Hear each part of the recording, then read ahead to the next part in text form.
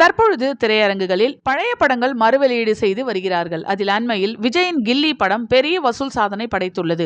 அந்த வரிசையில் தீனா படம் மறுவெளியீடு செய்யப்படுகிறது.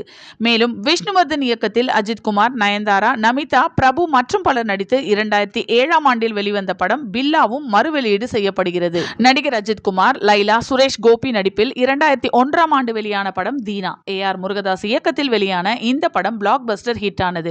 வரும் மே 1ஆம் தேதி அஜித்குமாரின் 53வது பிறந்த நாளை முன்னிட்டு தீனா படம் வெளியிடப்பட உள்ளது. ரசிகர்கள் பெரிய எதிர்பார்ப்போடு காத்திருக்கும் படம் மங்காத்தா. வெங்கட் பிரபு இயக்கத்தில் அஜித், த்ரிஷா, லக்ஷ்மி மேனன் மற்றும் பலர் நடித்து வெளிவந்த இந்த படம் பிளாக் பஸ்டர் ஹிட் ஆனது. இந்த படமும் வரும் மே 1ஆம் தேதி வெளியாகும் என எதிர்பார்க்கப்படுகிறது. ஆனால் தயாரிப்பாளரான துரை அழகிரியின் உடல்நிலையால் வெளியிடப்படுமா என்ற கேள்வி எழுந்துள்ளது. இது போன்ற சினிமா செய்திகளுக்கு யூனிவர்சல் ஸ்கிரீன் சேனலை லைக், ஷேர் அண்ட் சப்ஸ்கிரைப் செய்யவும்.